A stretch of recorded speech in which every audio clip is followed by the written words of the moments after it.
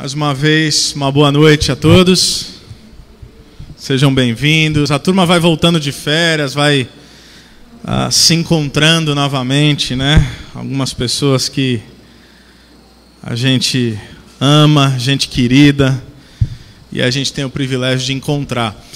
Se você precisa de uma Bíblia emprestada, quem sabe você está aqui nos visitando, você precisa de uma Bíblia para nos acompanhar, basta levantar a sua mão, onde quer que você esteja, o pessoal ali da recepção, da integração nos ajuda com isso. Alguém precisa?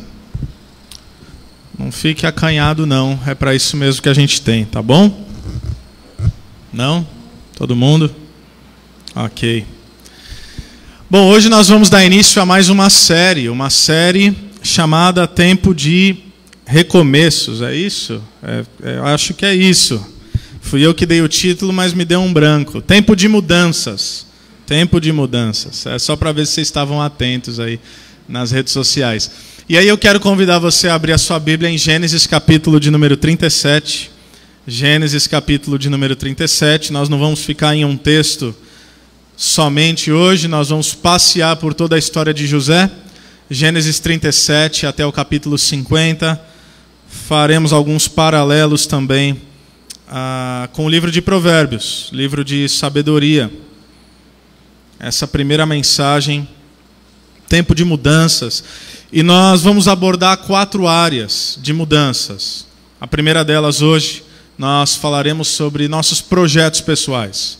Início de ano, todo mundo pensando o que eu vou fazer em 2019, quais são os projetos, quais são os sonhos, quais são as abordagens, né? Então hoje nós queremos falar sobre projetos pessoais.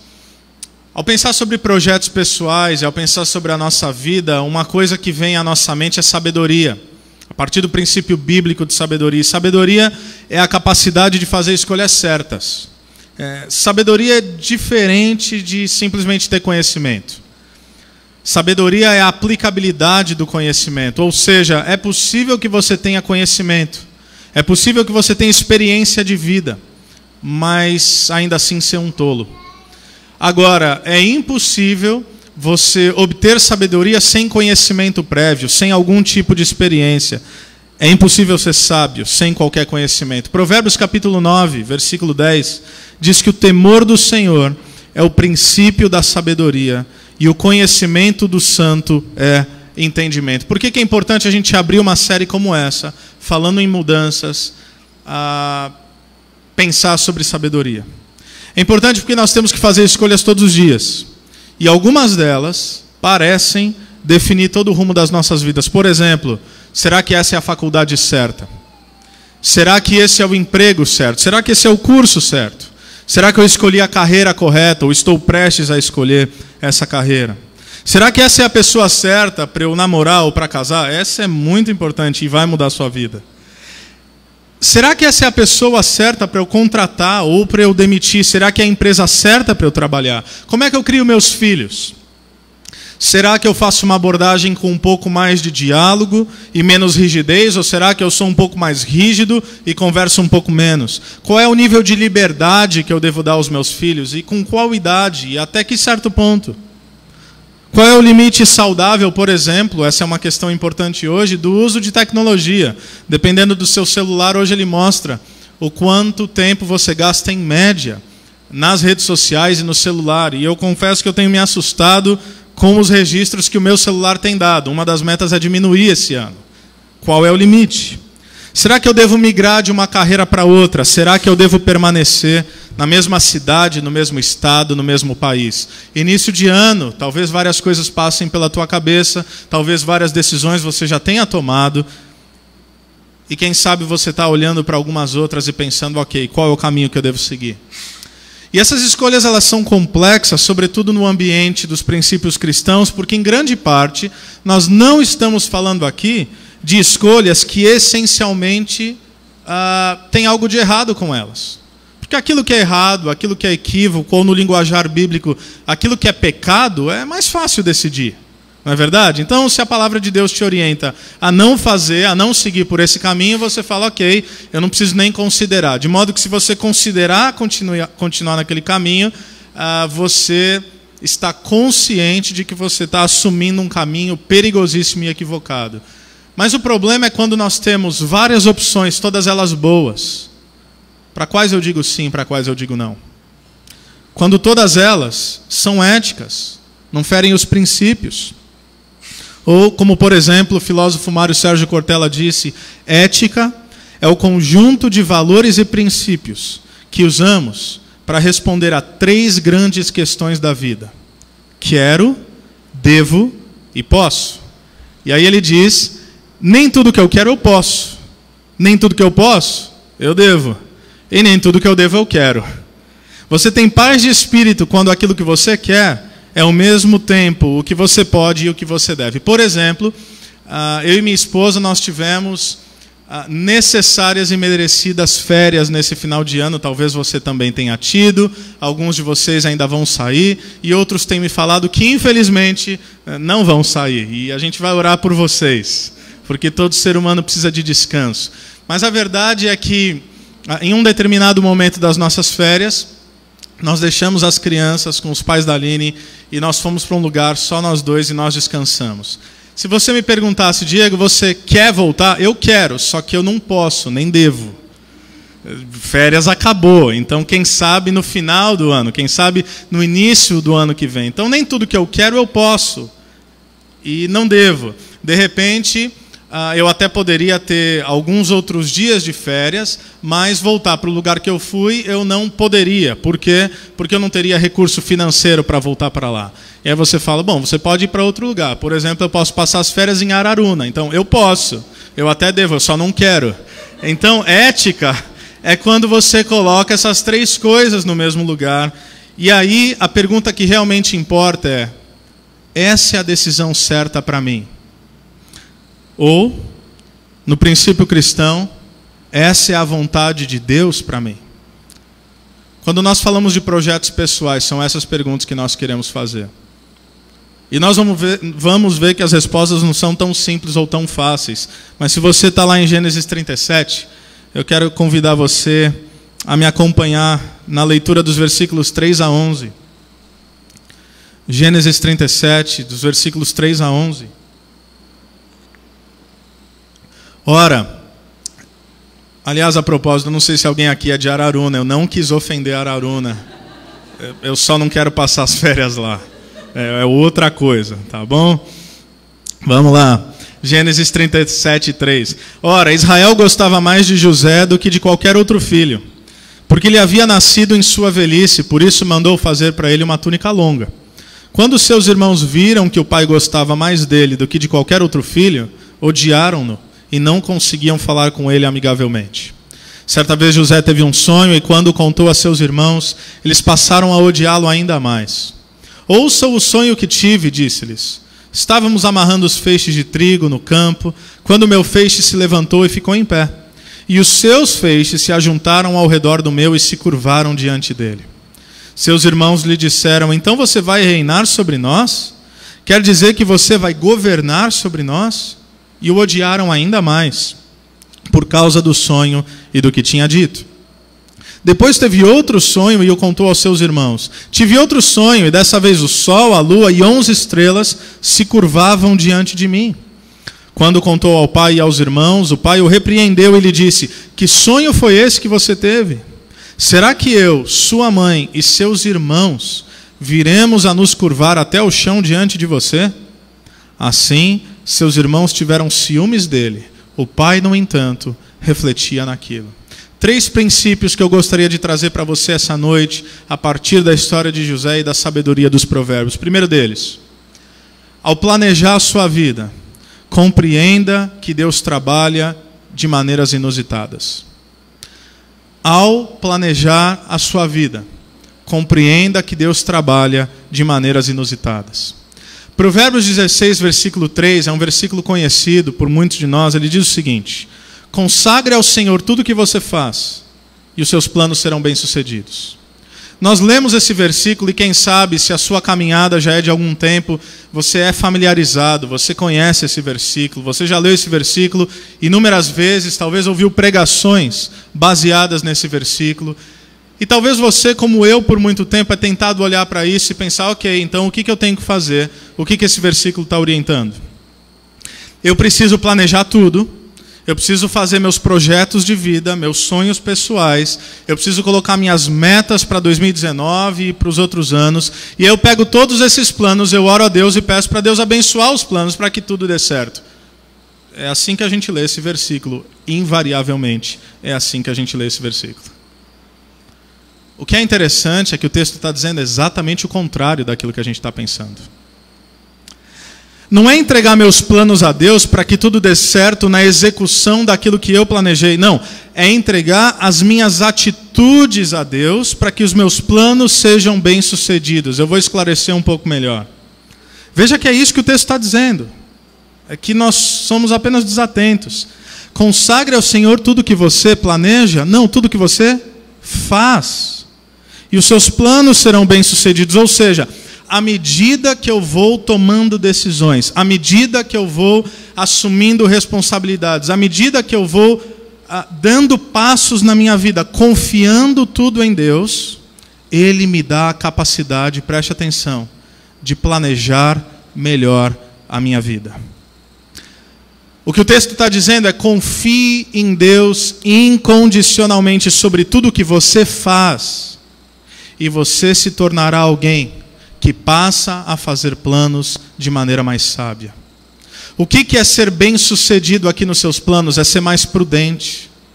É aprender a planejar a vida de acordo com aquilo que é a vontade de Deus. É aprender a planejar a vida de acordo com aquilo que reflete o coração de Deus. O pastor e teólogo americano Tim Keller, ele diz o seguinte, que ser guiado por Deus significa pagar um alto preço. E quando eu ouvi ele dizendo isso, pensei, o que isso significa? Ser guiado por Deus significa pagar um alto preço.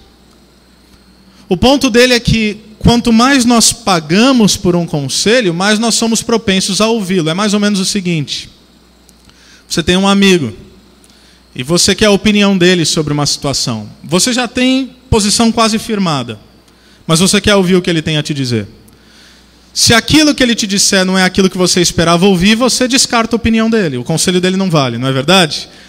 Porque, tal como na sabedoria popular, e eu não estou dizendo que isso está certo, mas a sabedoria diz o quê?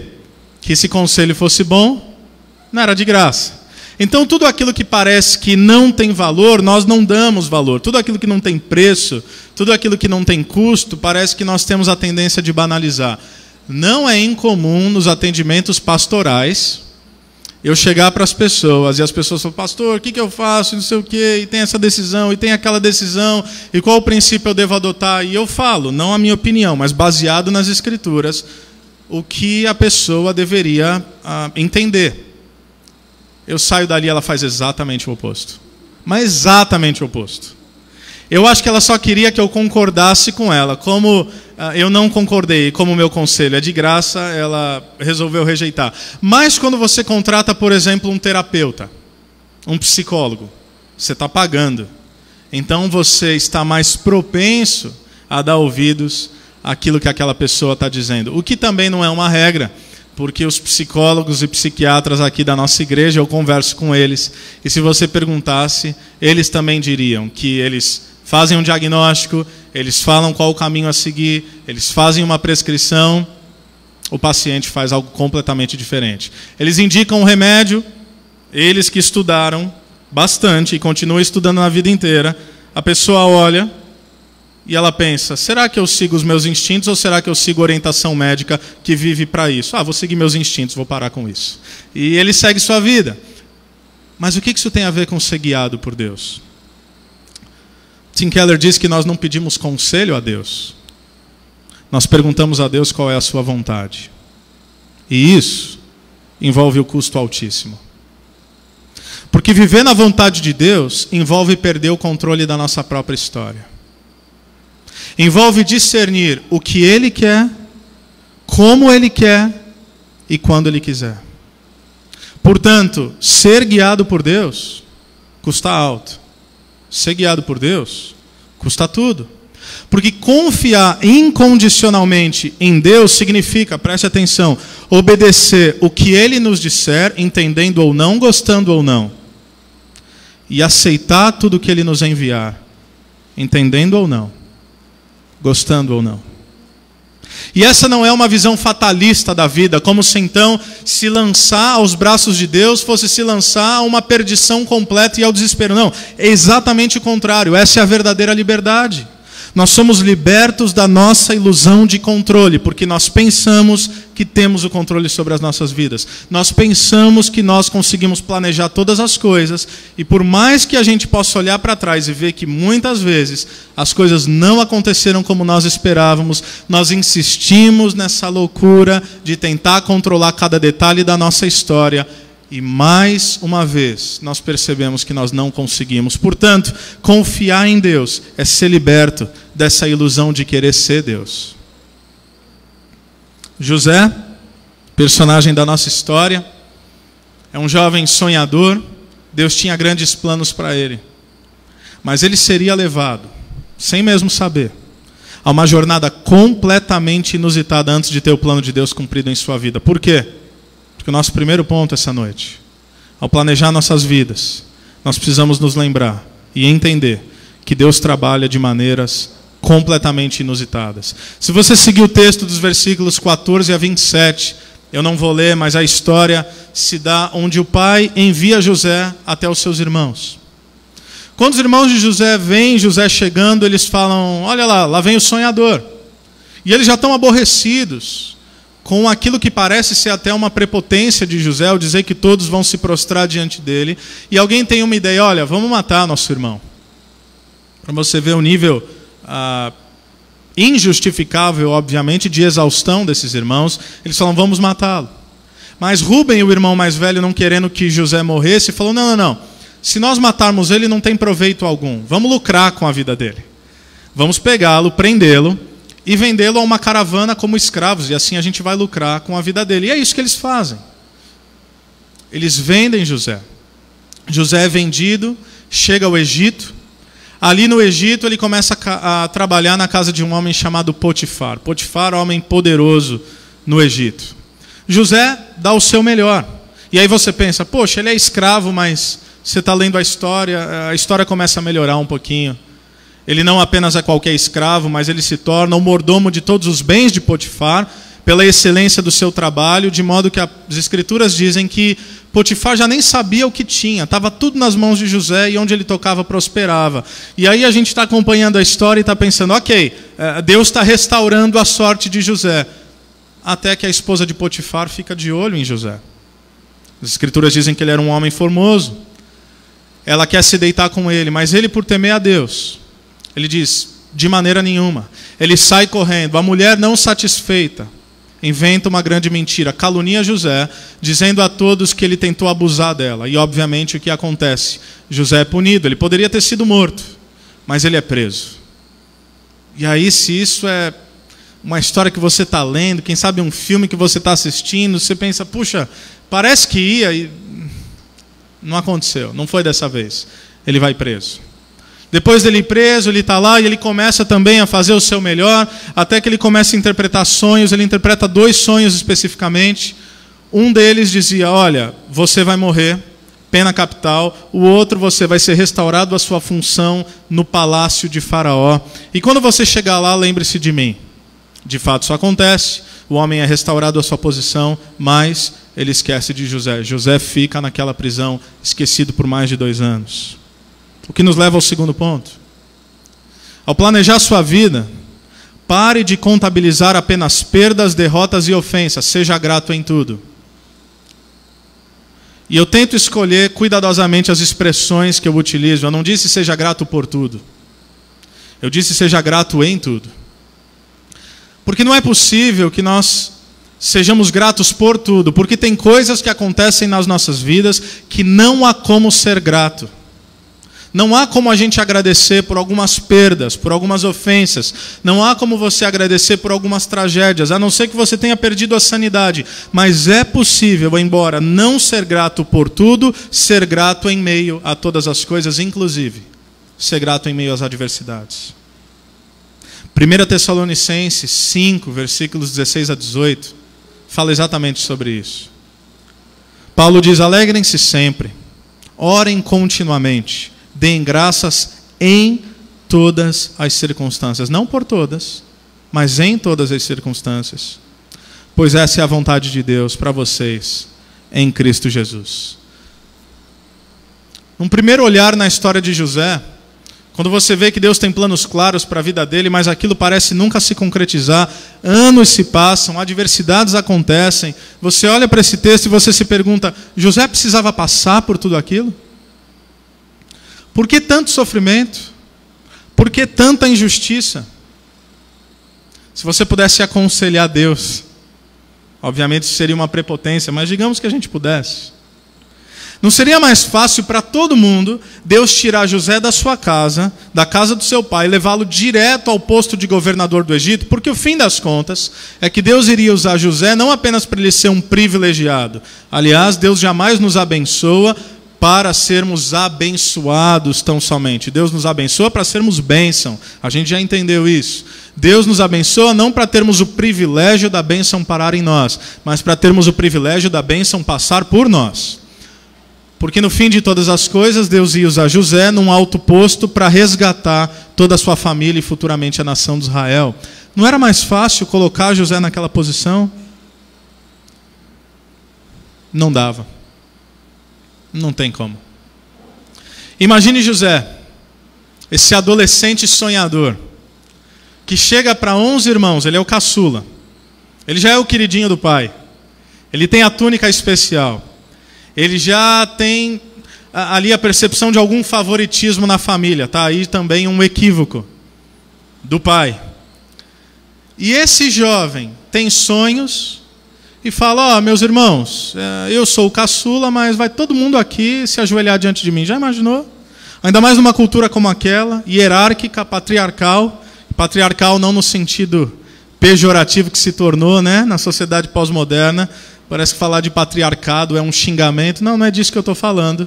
Alguém que tinha ali uma estrutura familiar, onde o mais velho, o primogênito, era o filho de honra e haveria de assumir as atividades após a morte do pai. E o caçula fala, vocês vão todos se prostrar.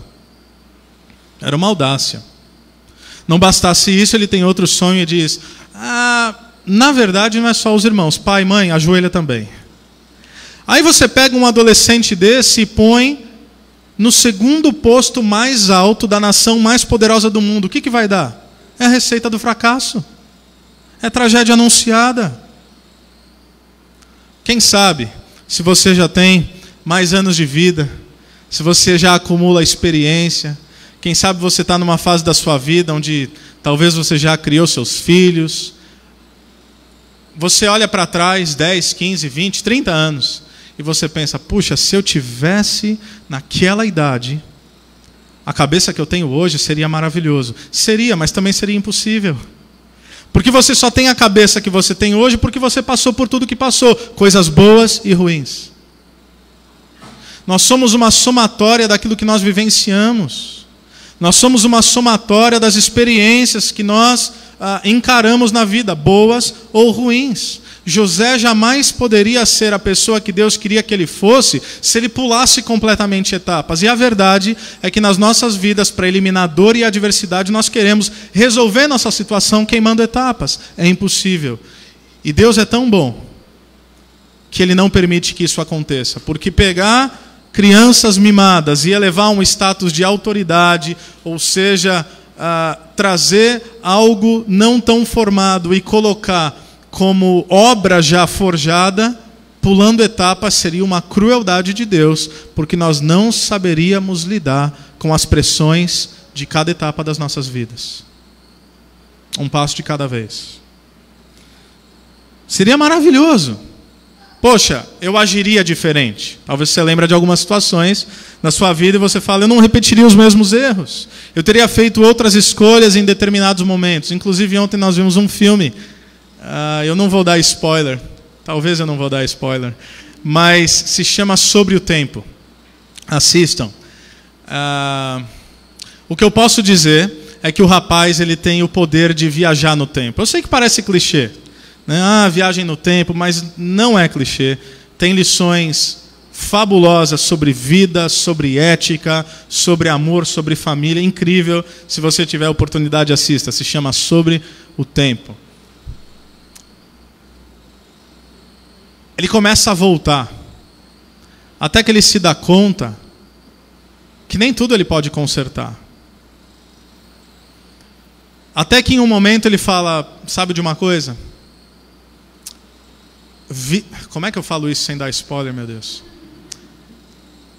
Um dos princípios é que a vida é um verdadeiro presente. E muito mais do que as resoluções dos nossos problemas, nós precisamos aproveitar a jornada. A vida é feita de processos. E a gente precisa compreender que tão importante quanto o destino é o caminho a ser percorrido. Ou melhor, o nosso destino como cristãos ele já está garantido. Então, a pergunta é de que maneira nós percorreremos a peregrinação que Deus nos deixou para percorrer. Por exemplo, talvez eu ainda vou usar bastante ilustrações de férias. Primeiro porque as férias foram boas e segundo porque acabaram agora. Então vamos lá. Nós alugamos, eu e a Aline, um chalezinho pequeno na praia, naquele aplicativo chamado Airbnb. Talvez você já tenha ouvido falar. E 4 dias. E aí nós estávamos em Santos e nós nos preparamos para ir para o lugar onde nós iríamos, cidade de Ubatuba, litoral norte de São Paulo. Talvez você já tenha ouvido falar. E eu fui olhar no GPS, eu fui olhar no Waze. E tinha 2 opções. A primeira opção, eu subia para São Paulo, como a gente chama lá em Santos, subia a serra. E aí eu pegava, se eu não me engano, a Dutra. Era estrada o tempo todo, até que eu chegaria em 3 horas, 3 horas e meia. A segunda opção, eu não subia para São Paulo. Eu continuaria no litoral, percorreria todo o litoral de São Paulo, passando por Guarujá até quase Rio de Janeiro. Levaria de 5 a 5 horas e meia, mas a vista era muito mais bonita.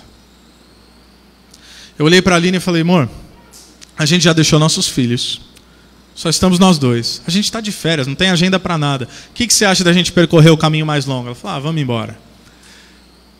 Eu poderia ter feito em 3 horas e meia, eu acabei fazendo o outro caminho e eu levei mais de 6 horas. Nós levamos mais de 6 horas.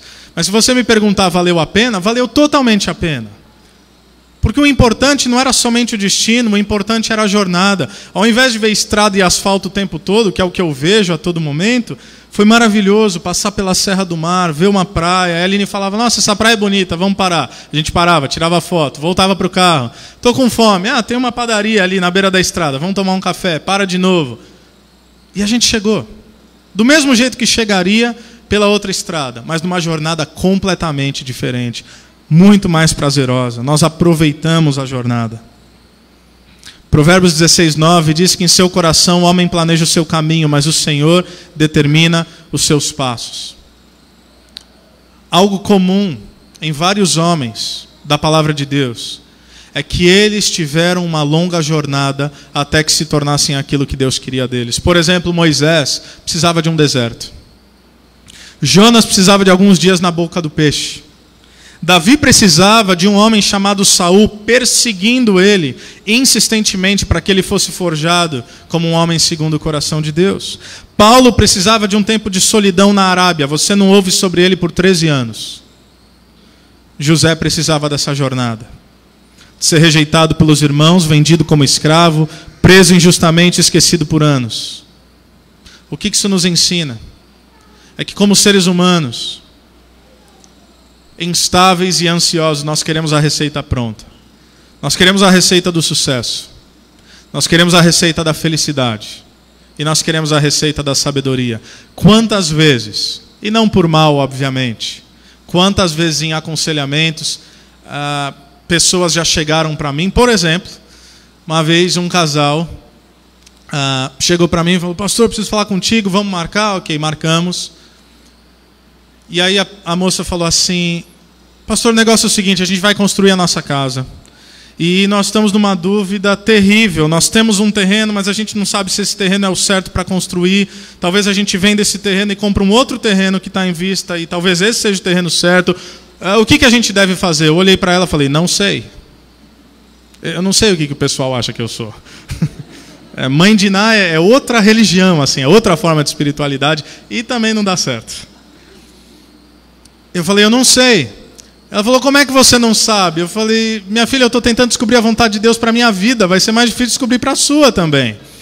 E ela falou, mas eu quero saber a vontade de Deus. Eu falei, então, é que existem coisas que têm a ver com processos de maturidade e sabedoria. Não é assim, a vontade de Deus é terreno A ou terreno B. Deus não é corretor de imóveis que se preocupa dessa maneira a partir desses princípios.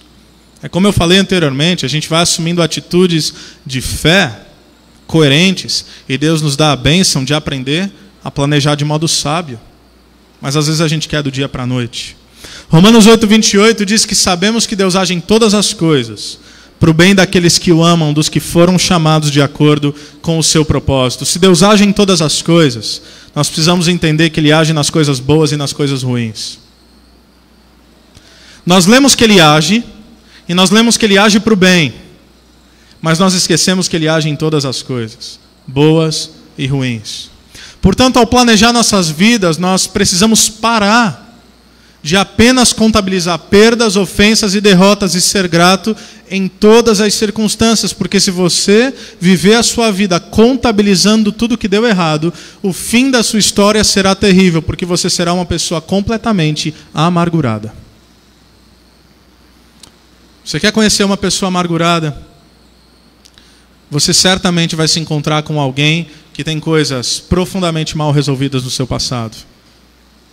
Com pessoas e talvez até com Deus. Deus, por que o Senhor fez isso? Deus, por que o Senhor permitiu isso? Tiago nos fala de uma bênção que normalmente nós não queremos acolher, mas para nos tornarmos sábios é fundamental. Ele fala que nós devemos considerar motivo de grande alegria o fato de passarmos por provações. Não pela provação em si, mas porque vocês sabem, ele diz que a prova da sua fé produz perseverança, e a perseverança deve ter ação completa, a fim de que vocês sejam maduros e íntegros, sem lhes faltar coisa alguma. Porque, se algum de nós há falta de sabedoria, peça a Deus, que a todos dá livremente, de boa vontade, e lhe será concedida. Ninguém se torna sábio do dia para a noite.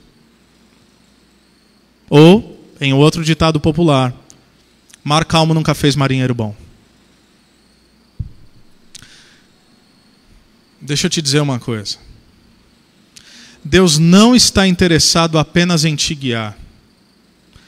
Deus está interessado em te tornar o tipo de pessoa que aprende a ser guiado por Ele. Ele não quer só te dar respostas prontas. Ele quer moldar o seu caráter para que você seja mais parecido com Jesus. E nós não somos capazes de enxergar os nossos erros e as nossas falhas e as nossas lacunas e onde nós precisamos crescer apenas quando as pessoas falam para nós isso. Na verdade, nós nos tornamos defensivos quando nós ouvimos sobre erros, falhas, lacunas e áreas de crescimento. Assim como nós não somos capazes de enxergar o quanto Deus nos ama apenas ouvindo. Para enxergar onde eu preciso crescer, eu preciso ver.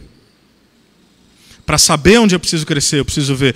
E para perceber, para saber do amor de Deus, eu também preciso ver o amor. Eu preciso experimentar o amor, eu preciso sentir o amor de Deus. Se você tem dúvida se isso é verdade ou não, é verdade, porque todo domingo eu falo que Deus te ama e muitas vezes você vive como se Deus não te amasse. É verdade. Todo domingo a gente fala que Deus nos ama. Mas diante de dificuldades da vida, nós nos perguntamos, se Deus me amasse, por que Ele teria permitido isso? Por que eu estou passando por essa dificuldade? Por que eu estou passando por essa adversidade? Por que aquilo que eu planejei não se concretiza? E aí nós vivemos, não necessariamente fundamentados no amor de Deus, mas na tentativa de uma validação daquilo que nós achamos que é importante. A validação, quem sabe, com outras pessoas.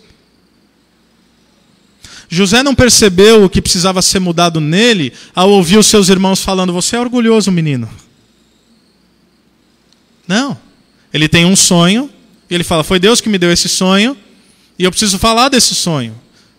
Tudo que ele falou está certo, mas talvez a motivação não está tão certa. E os irmãos falam, não está certa essa sua atitude. Os pais falam, não está certa essa sua atitude. Ele vê isso? Não. Ele precisava passar por tudo que ele passou.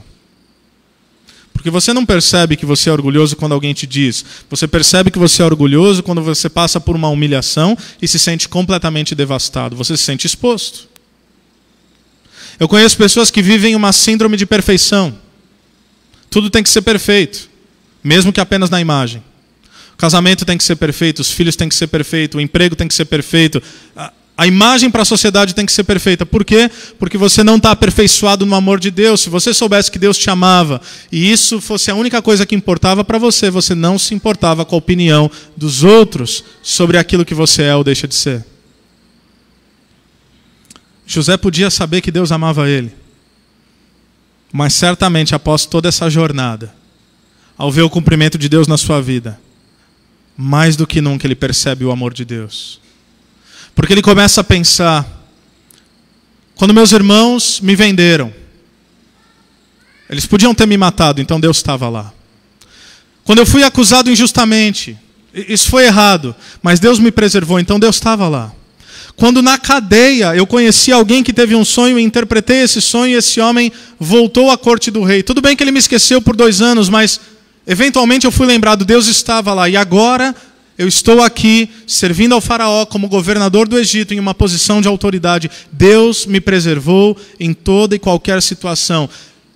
O nosso problema é que a gente tenta entender a plenitude do agir de Deus antes da nossa história acabar. É impossível. Não dá para entender tudo o que Deus está fazendo no momento em que Ele está fazendo. Portanto, seja grato pelas coisas boas que acontecem. Seja grato mesmo em meio às coisas ruins que acontecem e comece a interpretar a sua vida pelas lentes da graça de Deus. Faça esse exercício nesse ano. Agradeça por tudo o que aconteceu de bom. Mas lembre do que aconteceu de ruim, por mais doloroso que seja. E jamais se esqueça que Deus continuava lá. Você pode não entender, pode ainda doer, mas Deus tem te preservado até aqui. Gênesis 50, e o nosso último ponto. A partir do versículo 15 até o versículo 20, no final da história, a gente está pulando aqui vários capítulos. Vendo os irmãos de José que seu pai havia morrido, aqui eles já passaram a viver no Egito, já foram restaurados, já foram preservados. Vendo os irmãos de José que seu pai havia morrido, disseram: e se José guardar rancor contra nós e resolver retribuir todo o mal que lhe causamos? Então mandaram um recado a José dizendo: antes de morrer, teu pai nos ordenou que te disséssemos o seguinte: peço-lhe que perdoe os erros e pecados de seus irmãos que o trataram com tanta maldade. Agora, pois, perdoa os pecados dos servos do Deus do teu pai. Quando recebeu o recado, José chorou. Depois vieram seus irmãos, prostraram-se diante dele e disseram: aqui estamos, somos teus escravos. José, porém, lhes disse: não tenham medo. Estaria eu no lugar de Deus? Vocês planejaram o mal contra mim, mas Deus o tornou em bem, para que hoje fosse preservada a vida de muitos. Primeiro ponto. Ao planejar sua vida, entenda que Deus opera de maneiras inusitadas. Segundo, não contabilize apenas perdas, ofensas e derrotas, seja grato em tudo. Terceiro, ao planejar sua vida, seja diligente, faça a sua parte, organize sua trajetória, mas confie tudo nas mãos de Deus. Seja diligente, mas confie tudo nas mãos de Deus. Provérbios 3, versículos 5 e 6. Nos diz: confie no Senhor de todo o seu coração e não te apoie em teu próprio entendimento. Reconheça-o em todos os seus caminhos e Ele endireitará as suas veredas. O apóstolo Pedro, na sua carta, capítulo 5, versículo 7, diz algo para nós. Ele diz: lancem sobre Ele toda a vossa ansiedade, porque Ele tem cuidado de vocês. Não é reconfortante saber disso? Que nós podemos lançar diante de Deus o medo e o pavor do amanhã, ou o medo que algumas das coisas que ontem aconteceram se repitam no amanhã. Lancem sobre Ele todas as ansiedades, porque Ele tem cuidado de vocês. Assim como Deus cuidou de José, Ele tem cuidado de nós. Ele tem cuidado de mim e Ele tem cuidado de você. O nosso pensamento pragmático, baseado no mérito, faz com que nós pensemos que basta a gente fazer tudo certinho e o resultado vai ser sempre bom. Não é verdade? Essa é a mentalidade do filho mais velho da parábola do filho pródigo. Tinham 2 filhos. Um é aquele insensato que sai da casa do pai, avacalha com tudo, mas tinha um filho que, se você não prestar muito atenção, você elogia aquele filho, porque ele fica, ele trabalha, ele é diligente, ele obedece seu pai, mas o coração dele só é revelado quando algo acontece que ele não gosta. É o típico religioso.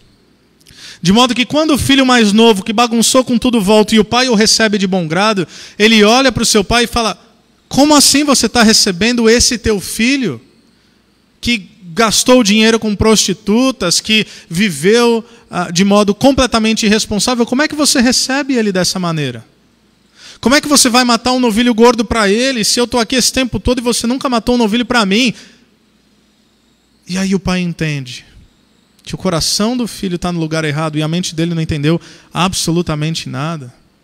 Ele fala: meu filho, como assim? Eu nunca matei nenhum novilho, tudo que eu tenho é teu.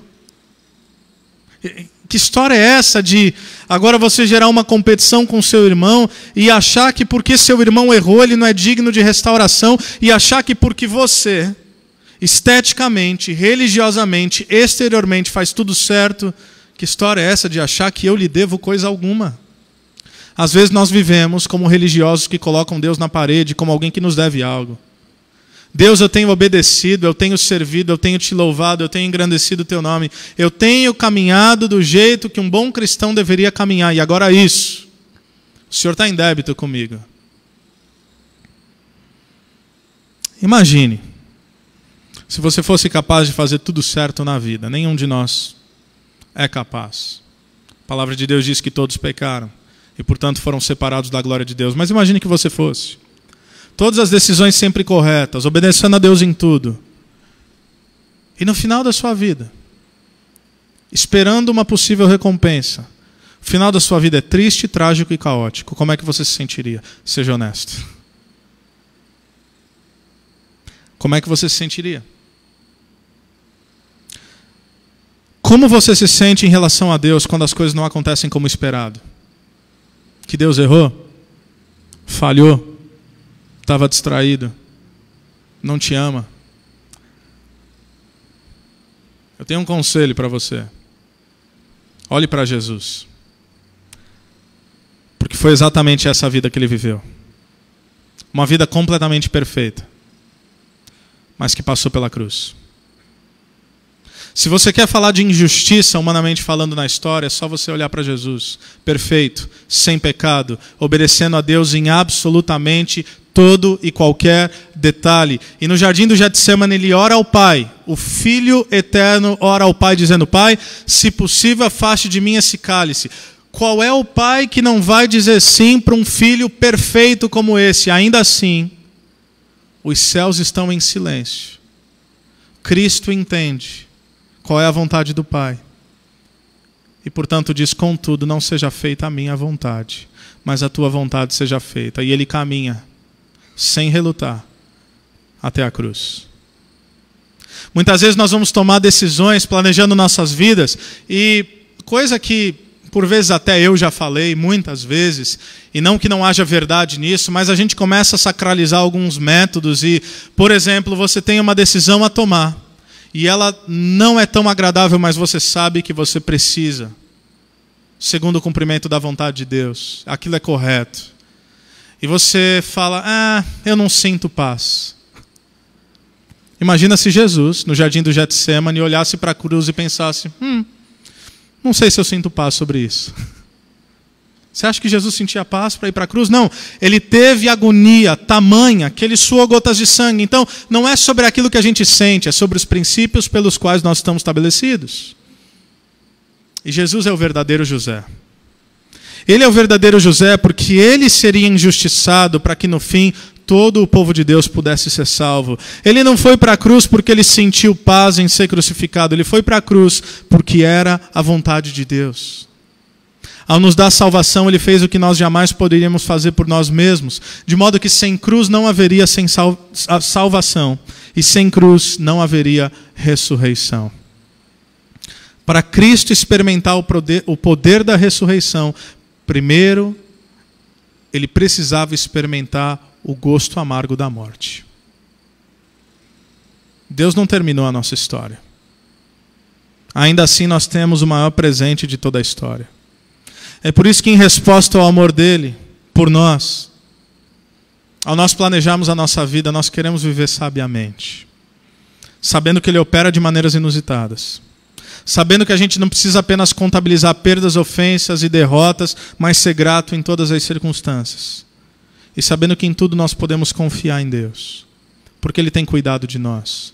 E assim como ele cuidou de José, e assim como ele cuidou de Cristo, mesmo o levando por adversidades, com a glória que há no final, que é a glória da ressurreição, nós também podemos crer que no fim de todas as coisas, o nosso Deus é por nós e não contra nós. E mesmo que as recompensas não venham nessa vida tal como esperávamos, nós vivenciaremos essa jornada de peregrinação sabendo que o nosso destino está garantido.